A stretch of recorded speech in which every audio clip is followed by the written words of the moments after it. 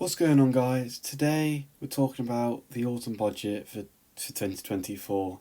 Now, I know this is normally an investing channel, but talking about taxes and in the upcoming autumn budget is very important when it comes to investing, to kind of position yourself and manage your portfolio in the best way to basically pay as little tax as possible and keep as much profit to yourself. So today we're focusing on ISA changes because I know that's a lot of you are just going to be focusing on putting your money in a stocks and shares ISA and just maxing that out, just like I've done, and I've managed to build up a portfolio over $100,000. So if we go to the page where it talks about ISAs, there we go. Right, so if we look. These are all the proposed tax changes. So all of this stuff, national insurance, obviously, national insurance contributions increase, which means your employers will pay more tax, which means instead of the money going towards you as in the form of a pay increase, they're gonna have to pay it in tax. So yes, it is a tax on working people. Labour have been a bit shady when it comes to that. Like saying they're not going to increase tax on working people, when by doing this they are, because it's going to stop employers from being able to give people pay rises. So that is in a form of indirect tax. Apart from that, capital gains tax increases, going from 18% to 20, increases. So it's going from 10% to 18%, and then going from 20% to 24%. So again, we're focusing on ISIS today, so that shouldn't, I don't really look at capital gains, because all of my money's just in an ISA. Obviously I do have a little bit in a capital gains in a an account which is subject to capital gains, but the majority of my wealth is in an ISA. So let's focus on that today. The big thing in the budget is here: savings. Maintain subscription limits for current ISA levels for adult ISAs, junior ISAs, and child trust funds. So basically, they're freezing the allowances from 2025 to 2030.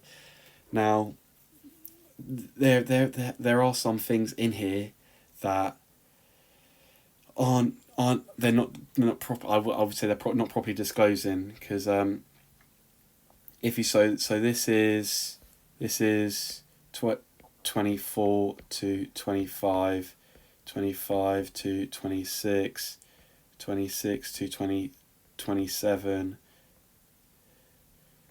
27 to 28, and then to 29, and then to 30, right? So we have that's each of the years that these are going to implement.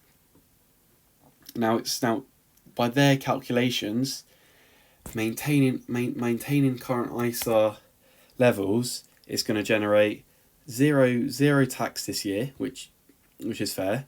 But next year, by freezing the limit, they're going to say, oh, it's going to generate us zero tax, and obviously that wouldn't be the case, because it's going to push people that are maxing out their ISA in this year are going to, not are going to have extra money maybe to maybe they'll put into a general investment account. So that should be higher than $1 million, unless you're assuming that inflation is going to eat up all gains that's going to come, which is a fair assumption. But then they've said, okay, here, we're going to start generating extra tax, and then all of a sudden it jumps to 90 million and 265 and 605 million.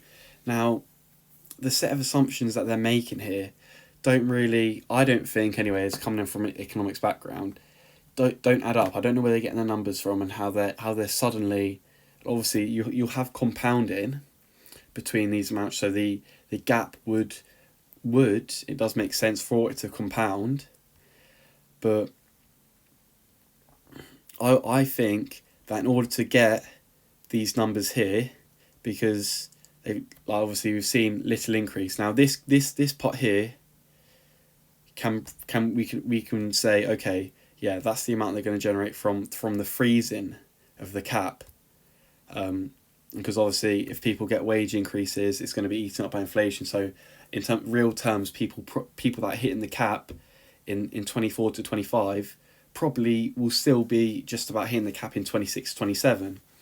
Now, how you'll suddenly jump into 90, 265 to 605, I think in these years, Labour are planning to reduce the 20k limit of ISAs, or the 9k in the 9k in the junior ISAs, or the child trust funds.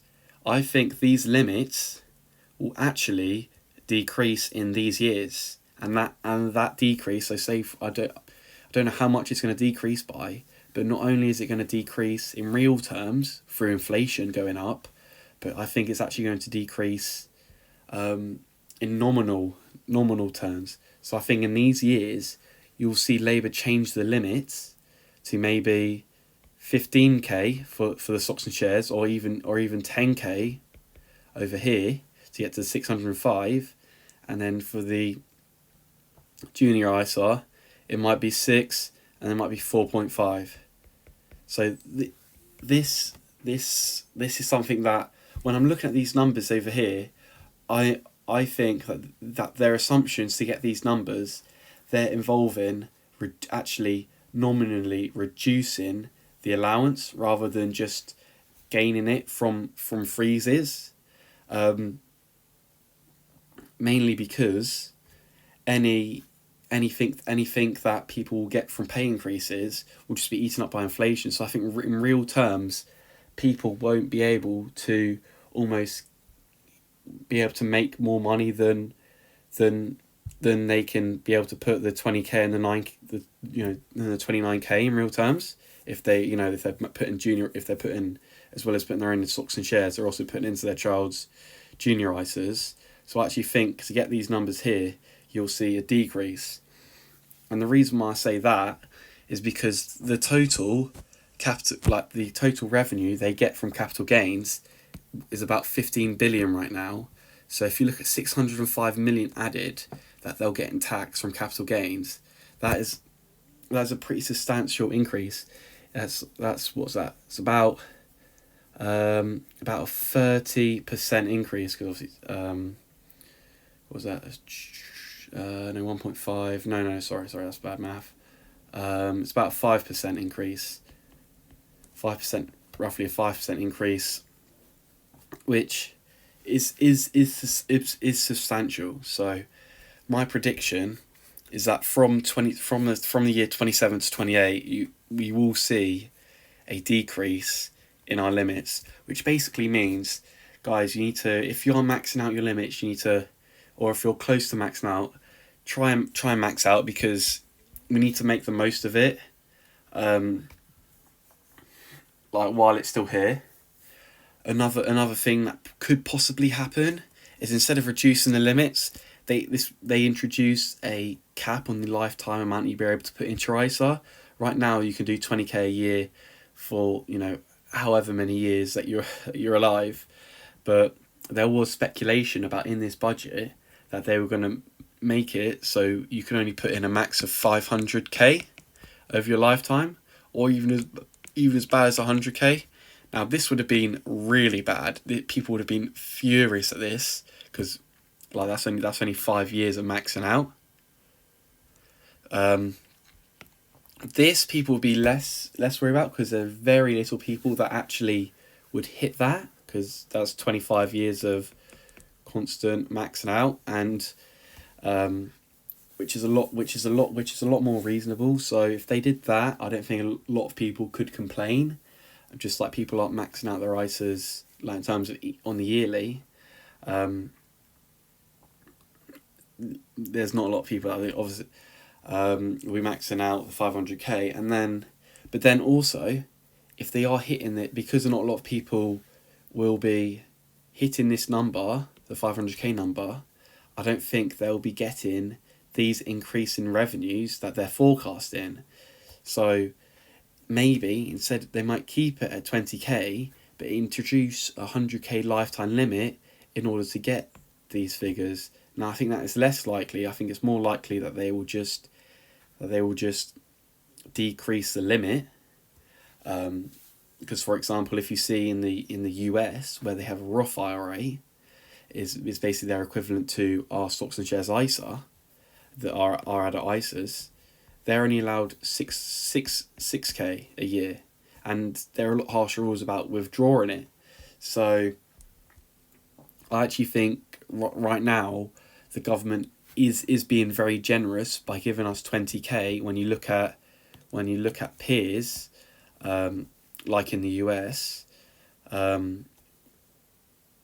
so yeah, I think we will see a decrease from that 20K to push to maybe 15 or 10K, or 6 or 4.5 for the child ISAs in these later tax years, to really get some higher increases in people paying capital gains tax. We might even see it in 26 to 27, because by the time it gets to these years, that's when the gains will start coming in from people selling. So we might even see it as early as 26, 27. Obviously, it's all speculation. They have said they're maintaining the subscription limits forecasting between now and obviously 2030, but there's nothing stopping them for next year's budget to change it all. So that's where I'm kind of guessing where the direction is going to go, based off these figures and based off how, like, their assumptions. I don't know what assumptions they're making to get these figures. Obviously, if you ask me, a load of these figures, it looks like they're pulling numbers out their arse. But in my head, if these are legitimate figures with assumptions, I'm saying that you're going to need to either introduce a lifetime allowance for ISAs, or you're going to need to decrease the amount people can be putting in. So obviously that's all for today's video. I just wanted to go over some of the stuff that I've been thinking might happen in the future due to this Labour budget. Obviously, even if these are implemented in these later years, the next government that goes into power can obviously reverse them. So I wouldn't stress about these stuff. Obviously, it can just change so rapidly. But I just thought I'd let you guys know where my head's at with this Labour autumn budget, and in terms of stuff you can do after seeing this. Mainly just making sure you're maxing out your ISA during these 3 years where it's likely that Labour are going to keep the cap at 20K for ISAs. But yeah, that's honestly the best. What I'm going to be doing, I'm going to be making sure I'm maxing out by these next 3 years. I think it's very important that we do that, because obviously after that it might halve to 10K, and then obviously what you can put in 1 year, it will take you 2 years to put in. So just make everyone out there, just make sure you're maxing out your stocks and shares ISA to get the max amount of return.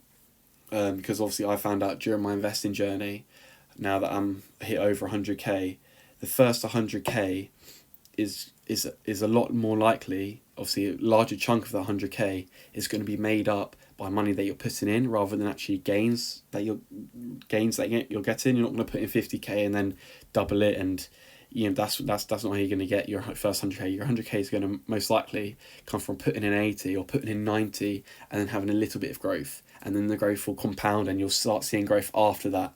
But to get to the first 100K, a lot of that is going to be money you put in. So if you focus on maxing out the ISA, I'm repeating myself because it's very important that you max out your ISA like every single year if you can. Like cut down stuff. Even if you can put in an extra 100 quid, 200 quid, it really all adds up. So if that's one thing you can take away from this video, max out your ISA.